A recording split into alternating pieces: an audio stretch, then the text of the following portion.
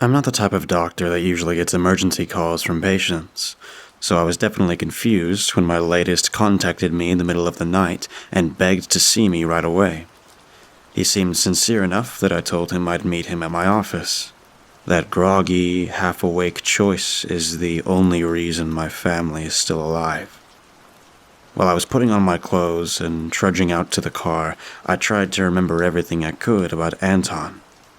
When he first came to us, he'd been deaf for about 8 years due to an auto accident, so he was perfect for the trials. Of the 20 patients who'd undergone ear nerve regeneration therapy, he'd been the first to be in hearing again. He'd been so happy the last few weeks. I had no idea what could have gone wrong. I was so preoccupied that I didn't even notice the streetlights were out. When I arrived at my office, he was already standing at the far corner of the parking lot, nervously scanning the area. Cast in white by my headlights, he frantically waved his arms horizontally to get me to turn my car off, and then wordlessly insisted I hurry and unlock the front door of the building. I was concerned, but had never known him to be violent or on drugs, so I got out my keys, held myself a bit guarded away from him, and opened the door. He slipped past me on the left as I entered, nearly knocking me aside before he took up position behind the floor-to-ceiling glass wall and continued peering out into the night. His behavior more than warranted comment. "Anton, are you in danger? We should call the police." He began to exclaim "no," but cut himself off harshly after the initial "nah" sound and went bug-eyed. After another hurried scan out the window, he turned to me and whispered, "No police. They can't help." Attempting to control his anxiety and help him focus, I held out an arm and led him into my office. Sitting down in a familiar setting by yellow lamplight appeared to help him, but he shook his head when I went to turn on the bright white overheads. Acquiescing, I sat behind my desk and let him explain himself. "Doctor," he said with emphasis, as if my title was the whole reason he was coming to me. "I've been hearing things." Despite my best efforts, I let slip a micro-expression of confusion. Anton widened his eyes and hurriedly elaborated. I know it's the whole point of the treatment, and I've been very happy with my progress so far. You guys have been great, the whole team. It's just there's something more going on. Last week I began to hear this absurd, crazy choir of whistling, like constant wind chimes during the day." That was not a good sign. A flaw in the nerve regeneration process could create problems for our funding, and for the other patients. Perhaps some form of tinnitus. No, he continued. They were real sounds. It was super annoying, and I spent all Saturday afternoon tracking it down until I finally found it. A bunch of people were blowing whistles at the dog park. I frowned. Some sort of protest. No, dog whistles. I could hear dog whistles. At that, I sat up a little taller in my seat. An unexpected discovery in the process could create quite the opposite of problems for our funding. You could hear dog whistles. You're certain? He nodded, clearly relieved that I was believing him so far. We can run tests to confirm, but that's fantastic. Not only has your normal hearing been restored, but your range of frequencies. Yes, he said in a sudden, empathetic whisper. Hearing the dog park is one thing, but it didn't stop there. All week it got worse. Damn, I got out a pad of paper and pen to take notes. Go on. Encouraged by that, he leaned forward in his chair and gripped the edge of my desk. I first began to hear them on Monday. The Monday a few nights ago? Yes. I don't know what it was, but I chalked it up to my better hearing and tried to ignore it that first night. The longer I lay there in bed, the more the sounds began to come into focus. It was like this muffled, wiggling sound coming from outside, but when I opened the window, I couldn't be sure if it was louder. I wrote it down, but remained uncertain. It continued to get worse after that. He ran a hand back against his unkempt hair and sighed with relief at finally having his anxieties heard. Yeah, never during the day, never when there's music playing or people around or the television left on. It's always at night when I'm alone. A feeling comes over me, like my body telling me I'm in danger for no reason. And then I begin to hear it. It's a rapid back and forth, swishing sound, but dampened somehow, like it's coming from far away. Or at least it's far away until I make a noise. Until you make a noise? You think these sounds are responding to you somehow? I know they are, he insisted quietly. They're swimming around out there, looking for prey, like any living thing would be. See, that's what I figured out tonight, and that's why I called you. After spending every night, all week listening to it, I finally got it. I'm hearing swimming sounds. They're all different, too. A pulsing octopus, some fish, maybe, sharks, or other ocean things that I hear when I finally sleep. When I dream, things all screwed up and horrifying with screams and calls that would make you shiver for the rest of your life. I looked a bunch up on Wikipedia, but the sight of them... As he trailed off into visible rising anxiety, I stopped writing and held up a hand. Hold on, Anton. Let's just walk it back a step. If you're thinking you're hearing swimming sea life, where's the ocean? He slowly raised his head to look me straight in the eyes. Behind his irises, a dark glare of sprouting madness burned. All around us, Doc. I began to reach for my phone, but he drew a long knife from under his shirt and held it forward. Breathing hard, he shouted, "Don't do it. You hear me out. I'm not crazy. I try to tell my friends. I try to tell my folks. Everyone thinks I'm nuts. Just listen to me." This was the first time a patient of mine had ever gotten violent, but I knew the procedures. Okay, Anton, I'll listen. You just bring the stress level in here down a bit and lower that knife. I'm not gonna drop it, he told me, his gaze sharp. Just listen to me. Okay. He waited. I looked down at his knife and up at his face twice. Your pen and paper, he said. Right. I lifted them carefully, eyeing him for signs of quick movement. Here's my reasoning, Doctor, he finally continued, returning to calmer and more formal speech. I hear things swimming by all the time now. I try to stay where it's loud, the noise wards them off, like animals avoiding a boat. I went to a concert, I left the TV on. You know, that feeling that you get when you're all alone and you just want to run, like something's chasing you out of the dark and you need background noise to feel safer. I gulped down an unhappy knot. Yeah. It's them, he whispered. They are out there. But you see, I've got a problem now. That lamp on your desk, it's got batteries, right? The small yellow lamp had been a gift. Yes. The rest of the world doesn't have batteries. The power's out in Los Angeles, New York, and here. They're coming for us. The power was out. I hadn't even noticed, because he'd shaken his head when I'd tried to turn on the overheads. There's no music, he said with rising fear. There's no television to leave on. They're swimming freely all over the cities. They're closer than ever, and I have no way to avoid them. He turned his head as if listening to some nearby noise. None of us do. They'll hear us. Something occurred to me that I figured might just save my life. Wait, so you hear wiggling sounds when you're alone and it's quiet? Yeah. He seemed momentarily hopeful at my question.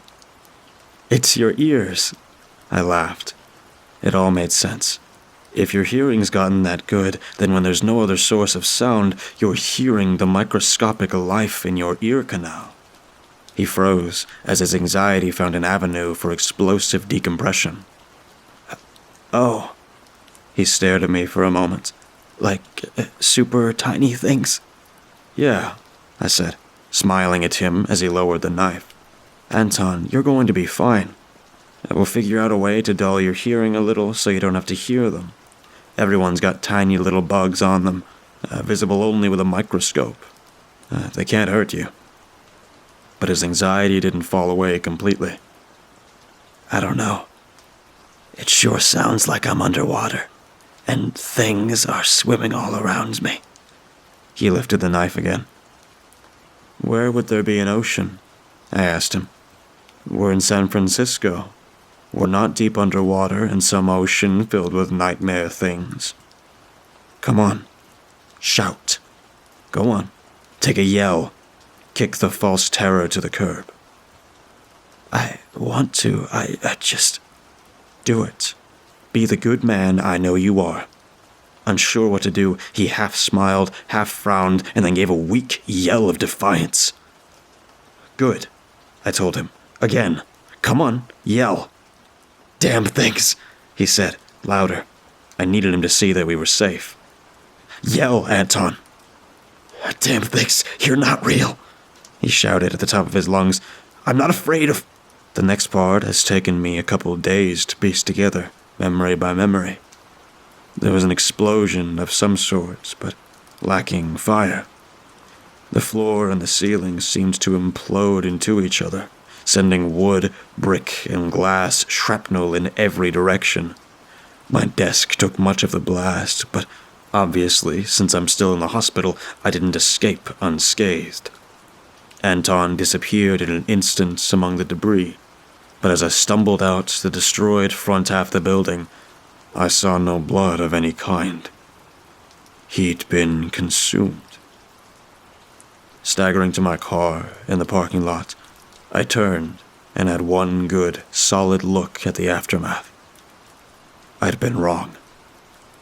He had not been hearing microscopic life in his ear canals. I knew I was wrong because before the rest of the building collapsed from the strain, I saw the shape of the attack that had done it. It was like looking at an apple after a bite. Absolutely and undeniably the result of massive unseen jaws big enough to take out half of a 2-story building in one crunch. He was right. They are out there. And we are pursued by unseen creatures in the night. When you're alone, when it's quiet, and when you get that feeling to run and hide and stay silent, listen to it. Just listen to it.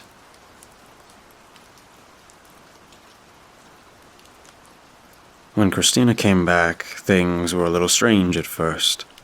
I wasn't sure what to say to her or how to act around her.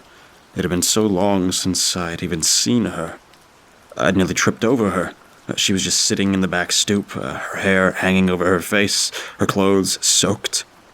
It had stopped raining sometime yesterday morning, but she was as wet as if she'd just climbed out of a swimming pool.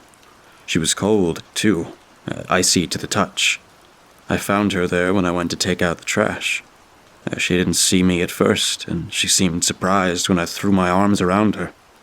Slowly, she reached out and hugged me back, and I knew it would be okay. Brad and Jenna couldn't believe it either. They'd talked to the police, too. All those months, and they'd been told the same thing I had. After this long in a missing person case, Officer Trent had said, tugging at his earlobe, "Well, it's best not to keep your hopes up." But he'd been wrong. They'd all been wrong. Christina had come back to me. I'd always knew she would. She took some time to get back into the flow of things. She'd been traumatized, you know. She couldn't remember some stuff, like the bed. She wouldn't sleep on the waterbed at all, but just spent hours pressing it and watching the ripples. I opened up a fold-a-bed couch to sleep on, and hamburgers. They threw her for a real loop. She screamed and hid her face when I brought them home. I gave her my fries so she wouldn't be hungry. But I had to eat my burger locked in the bathroom. She sat on the floor outside and sobbed until I finished. Her eyes were different. Brad was the first one to say something, but I'd already noticed. You can't expect someone to go through what she went through without any changes at all. Brad was really intense about it, though. I think he was still a little weirded out. He hadn't quite gotten used to Christina being around again. He pulled me aside one day and whispered to me something about her eyes being wrong. I think he was scared of her overhearing. I told him not to be ridiculous, of course. Even if they weren't the same, I liked the new eyes just fine. The shade was very becoming of her, especially with her skin so pale. I think she'd been out in the sun for a long time. She never did get her tan back. She still loved the beach.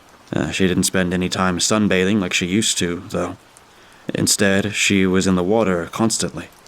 It used to be all I could do to get her to stand in the surf up to her ankles while I swam, but now she was always pulling me farther and farther out until the lifeguards started blowing their whistles at us. You could feel the cold radiating up from the water, out where she swam now. Once I saw a fin that I swear was a shark. I was happy to have Christina back. I was even happier that we had more in common now. I couldn't understand why Jenna started acting so weirdly. She and Christina used to be so close. Shopping trips, lunches, vacations to the island. I thought at first maybe she was trying to give Christina some space, but now I think maybe she was just a little jealous. I know it's harsh, but Jenna's never had anything on Christina when it comes to looks. Everyone knows Brad was pissed at me for getting Christina first. He settled for Jenna. Second choice. She knows it, I know it, and Christina knows it. She never made an issue of it, though. Christina was always so kind. Jenna couldn't stand having her rival come back, all new and improved. At any rate, she started avoiding Christina. She stopped coming by to take her out to buy clothes. She stopped calling on the phone. She even came by one day when Christina was out on her own. She did that sometimes, now that she'd come back, and gave me an earful. It's not Christina, she said. She's not the same. I told her she was just being as silly as Brad. You can't expect someone to come out of such a harrowing experience exactly the same as she went in. Now that would be crazy. Jenna must have gotten Brad on her side, probably played on that eye-shape thing that bothered him so much. Or maybe he was jealous too. I told you how he'd always wanted Christina. Where was she all those months, they'd say. What was it that really happened to her? I told them we'd find out when Christina was ready to tell us, but they had to push it. You can't blame Christina for what happened. She'd been through a lot. I told them how happy we were together. I didn't tell them everything, of course. I didn't think they'd understand about all the differences of new Christina. Besides, some things are private. I tried to keep them from poking around and upsetting her, but they did it anyway. I wish they hadn't. I wish I'd been there. I could have stopped them. I could have saved Christina. Brad is the one who did it. He managed to pull the trigger of that shotgun after she bit out his throat. He'd noticed her new allergy, too, and he'd loaded the gun with some custom shells. He was always a big firearms geek. He had a huge collection of guns and ammo. Jenna. I think Jenna must have gone in first, because there was less of her left. She didn't even have a weapon. Maybe she tried to talk. That wasn't smart. I hid the bodies, or at least the parts Christina hadn't eaten before she died of her wounds. Christina had made the perfect place for it. I tucked them all into the concealed closet, down in the nursery. The crib was still in there from before Christina had disappeared. We'd been so happy, knowing our child was on the way. We still were, of course, though it was children, plural, now. I liked to go in there at night and watch all the little bodies in their translucent sacks, glued to the wall and to each other with Christina's secretions. They're starting to move now, and you can see the tiny, needle-like teeth. I wonder what they'll be like, our children. I know you'll be proud of them, Christina. They'll be proud of you, too. I can't wait for them to be born.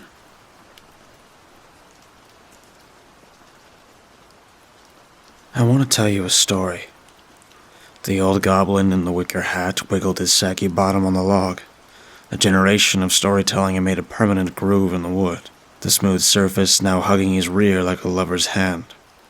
His long hook nose hung impossibly low over a wispy white mustache, the latter joining an equally wispy beard that rolls over and around his belly and ended by his arthritic knees. The assembled tribe had been waiting for the moment in anticipation. Gregor's tales spanned throughout his long life and then some more. No one in the tribe knew how old he actually was, but the wrinkles on his face and around his eyes suggested a very long time. But his eyes still suggested a wickedly clever mind. Gregor leaned forward. The light from the small fire crackling before them seemed to dim in anticipation, too. Once, before you and even before me, before the veil had formed and magic was young, before we knew how to dance with the ebb and flow and before the shades were made, her little green blob in dirty blue denim dungarees shifted on his mother's lap as she gawked at the old-timer. She pulled at a rug-brown blanket covering her small change. She pulled at a rough brown blanket covering her small charge and hugged him tighter. Gregor pulled a small log from his side and tossed it to the red embers of the fire. A tiny shower of sparkles rose into the night air and drifted away. There was only one that walked among us that could fight off the demons from the toplands. Only one of us that was brave enough to try. I was very young back then, but I still remember. He tapped his temple with his crooked finger and glanced around the crowd, the light from the fire dancing over the green skin of his face. Without him, we would have been lost. But this isn't the story of Tenor the Brave. No, this is the story of the one who gave us the veil. The barrier that stopped the world out there from finding us. Gregor's forked tongue flicked out and snagged a wayward fly. He munched on it as he spoke. He came to us on a night much like this, only before we were forced to live below the earth, back when we tilled the land and farmed the flubs. He pointed with his walking stick up to a rocky ledge that opened up to a dull, starless sky. A slither of a pinkish moon peeked out from behind a dark cloud. Black clouds blotted out that sky too. A mist rolled out from the trees and engulfed our small village. My father's mill was first. A chill pulled at our limbs, making them heavy and sluggish like the earth didn't want to let us go. But then he came out of the mist. A giant with the gray clouds swirled around his cloak like wicked fiends. He wore a brown robe the color of a tree trunk and just as rough. Our kind had never seen his like. Sure, we had seen some strange things roaming the wastelands, but never one like this, and never this close to our village. The old goblin waved his stick in the air above the fire. A blue nimbus slowly formed the shape of a long and thin person wrapped in brown cloth from beak to chin. Angular features adorned his face, but where hair was normally met was a large set of antlers. The elders hurried us to a cave, fearing for our safety. Tenor the Brave and his mighty hammer was the only one with the courage to face him. Deep inside that wet cave we waited for what seemed like an age. Waited for this demon to come and slaughter us. The small goblin stuck a thumb in his mouth and ducked his head under his mother's flabby arm. A stalk of red hair and small blue eyes looked out worriedly from the flappy skin of her underarm. Tenor came to the cave with his person, and we knew him for what he was, an elf and a friend. He had come to help us, for we knew not what was coming behind the mist. An unspeakable terror. Never before had our land seen such horror. They left only death and destruction in their wake, taking what they wanted and killing what they didn't. If not for Terran the elf, I would not be here to tell this tale. He showed the elders the Everflow and explained how to use it, but it was as strange to use as the terror coming to our doors. He raised a knobbly finger in the air and flicked his stick at the fire. The nimbus rotated and flattened out to show a scene of farmland with tilted land and a windmill at its center. Rolling hills cascaded away to a tightly packed forest. No one knew the land better than us, for we were farmers and shepherds back then, and the land was ours. We had found a way to fight these beings, and we had gained some hope. It was precious and little, but it was hope. The crowd hung on his every word as the world around them stopped, as if to listen to the tale itself. Even the fluorescent blue flubs had stopped their sluggish movements and pulsed softly above their heads. The worm-like creatures slowly chomped at the lichen of the cave roof. We dug our beloved soil deeper than ever before, dug until our hands bled and the ground yearned below us into blackness. We pulled at the trees that had given us fire and warmth, pulled at them and made long sticks with sharp points and stuck them to the ground. All the while the elf Terran stood at the edge of this cave mouth and spoke to the Everflow. The old goblin's eyes started to fade and his expression became distant. He stood like a god to us then, glowing with lights and colors I'd never seen. Even the oldest among us at this time had ever seen anything like it before. Gregor flicked his stick at the nimbus again, and it slowly changed to show the elf shining with radiant colors. A whirling matrix of reds, purples, silver, and gold circled him in a tempest of a storm. The magic flowed around and through this body. But he was too late, for they came with spears and swords, hammers and clubs. They came with fire and death, teeth and horns. They were mountainous, like the elf. Taller than three of us stood on top of one another, faces of white and red, hair of black and brown, yellow and red. Gregor raised his hands high as the small group huddled close together as the fire spat and crackled. Silence regained as Gregor showered his tone. We stood ready as ever as we could, mere children in the face of such horrors. The sounds of their war cries still haunt me today. Like thunder and blood they came, and Terran stood unmoving to our plight, like the statues we carved from the rocks. Unobtainable, lost to the Everflow. Tenno the Mighty led us courage in the face of that death, with his mighty hammer, and watched unflinching as they came running for the cave. When they reached our trenches and pikes, we thought, nay, we hoped, that it would be enough to slow or stop them, but it was like a toy to a child. They jumped over our trenches as easily as we would a crack in the rock. A little girl goblin jumped out of her seat and ran behind her father, as Gregor jumped to his feet to enact the scene he told. He pulled his stick through his hand as if it gave him some resistance. They pulled our pikes and turned them against us, throwing them like spears. Never had we felt such fear. Our hope had been squashed as quick as a beetle scurrying under a rock. But still, Tenor stood with his mighty hammer in his hand, ready for the first to fall under its weight. Gregor flicked his stick at the blue nimbus, and the scene changed to one with a lone figure silhouetted on a rocky precipice. A huge, bulging arm held a heavy hammer that shone with a faint light. Crude marking etched in the handle shone faintly. Long hair trailed out the side of his shoulder like a waterfall of dark liquid. My father was a brave man indeed. Me, well, not so much. I was only a babe then, no bigger than you, my dear. He pointed to the hiding child as she peered around her father's rounded shoulder. The curiosity in her eyes shined feverishly as Gregor grinned at her. The first one of these men stepped foot on the rocks below and up as they searched. Blood-curdling screams and shouts preceded them like the howls of the deepest holes. But still, he stood defiant against such odds. A trickle of blue bioluminescent slime dripped to the floor by the fire, and the crowd looked up to the congregation of flub above them, their blue light casting an eerie glow on the storytelling. Tenor raised his hammer for the first strike, and down it came with a crushing blow. We saw then that these creatures could be hurt, and if they could be hurt, they could be killed. We raised our forks and our pikes, and we joined the fray. A few gasps rang out in the cave as Gregor thrust his stick out again and again in mock battle. They came with steel, they came with claws and teeth, but we did not yield. Time stopped still in the heat of battle. Swords flashed, blood ran, death rejoiced. And then, they stopped, just as suddenly as they came. Gregor splayed his long bony finger in the air as his bushy eyebrows rose high. His wide eyes searched each face, drawing them in even further. Somehow they couldn't see us anymore. They looked about like a nuggin trying to find its lost gold. But still, we stood before them. It was then that Terran the elf was at our side. He had given us the veil, and no longer could these men find us. The old goblin sank back in his seat, breathing heavily. He wriggled his saggy bottom until he was comfortable again and turned towards the fire. The little girl had crept out from behind her father and was hugging him instead. The small blob had fallen asleep under his mother's arm and snored peacefully, unaware of the history being foretold.